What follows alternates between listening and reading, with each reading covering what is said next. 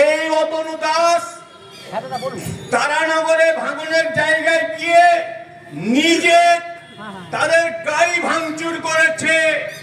Challenge নিতে চাই, Atanu Das challenge নিতে চাই, চলে আসুক, আমি চ্যালেঞ্জ নিচ্ছি। সে নিজে গাড়ি ভেঙে ওই এলাকার মানুষকে তিনি শাস্তি দিতে চেয়েছেন। 2 নম্বর,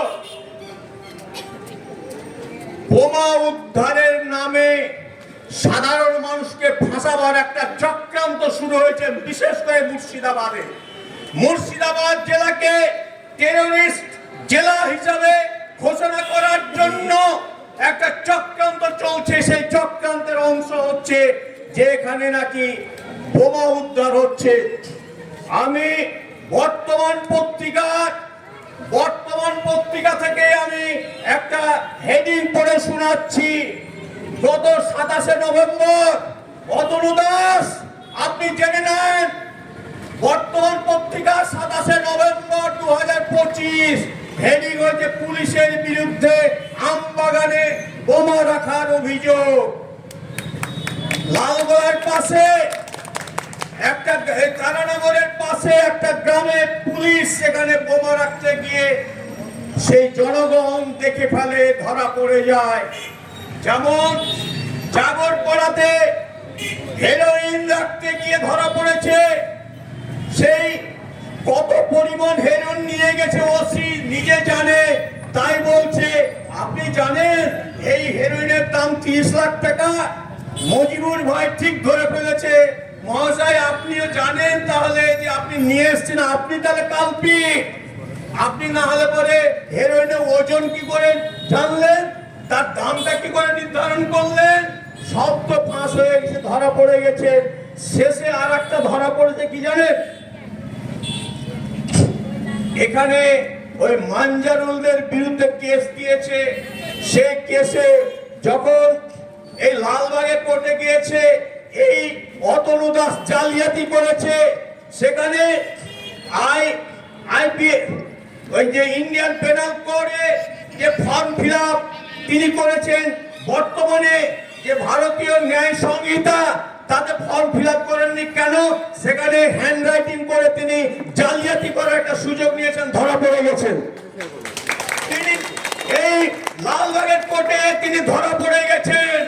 অতনু দাস, তোমার রেহাই নেই, তোমাকে সাসপেন্ড হতেই হবে। তোমার বিরুদ্ধে সেই হাইকোর্টে, কলকাতা হাইকোর্টে অনেকগুলো কেস জমা হচ্ছে, আরো জমা হবে। তুমি ভেবে না যে তুমি এখানে মাস্তানি করে এখান থেকে বেরিয়ে যাবে। তোমার মাস্তানির যুগ শেষ।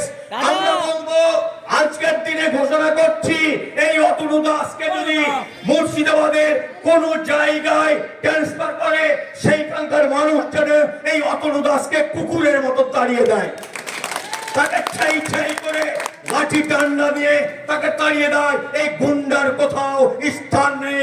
এই গুন্ডা আমার ছেলের সেই চুল ধরে সেই অকথ্য অত্যাচার করেছে, অকথ্য গালি দিয়েছে, তাকে নির্মমভাবে প্রহার করেছে, যার বিন্দুমাত্র কোনো অপরাধ ছিল না। এই অতনু দাস, তোমাকে ছেড়ে দেওয়া হবে না, তুমি সাবধান হয়ে যাও। তুমি এই তাড়াতাড়ি লালবাগ মুর্শিদাবাদ থেকে পালিয়ে যাও। মুর্শিদাবাদকে টেররিস্ট জেলা হিসেবে চক্রান্ত করার জন্য তুমি এসছো, সেই চক্রান্ত হতে দেবে না মুর্শিদাবাদের মানুষ। তিনি যেভাবে প্রত্যেকটা বাড়িতে ঢুকেছেন রাতের অন্ধকারে, যে রাতের অন্ধকারে ঢোকার অনুমতি নেই, তিনি মহিলা পুলিশ ছাড়া তিনি সেখানে ঢুকেছেন। এইভাবে একের পর এক তিনি ভাঙচুর করেছেন, অনেক কিছু করেছেন, যার ফলে তার অনেকে তাকে যে শিক্ষা নেওয়ার কথা বলা হয়েছে, এই গবেট মূর্খ অতনু দাসকে অনেক শিক্ষা নিতে হবে।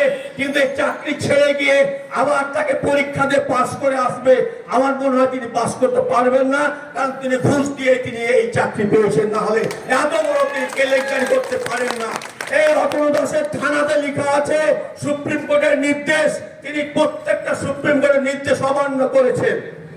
যার ফলে আমি শেষে এই কথা বলবো যে এই অতনু দাসের মতন কুলাঙ্গার ওসিদের বিরুদ্ধে আমাদের সংঘবদ্ধ হয়ে এমন লড়াই ঠাঁই করতে হবে যে তারা দিশা পাবে না, তারা কোনো জায়গায় ঠাঁই পাবে না। বিশেষ করে মুর্শিদাবাদের যেখানে যাবে, মুর্শিদাবাদের প্রত্যেকটা থানার মানুষকে বলছি, এই অতনু দাসের মতো কুলাঙ্গারদের বিরুদ্ধে আপনারা সংঘবদ্ধ হন এবং তাকে তাড়িয়ে কুকুরের মতো তাড়িয়ে ছাড়বেন, এই আহ্বান জানিয়ে আমি আমার বক্তব্য শেষ করছি। গণসংগ্রাম মঞ্চ জিন্দাবাদ।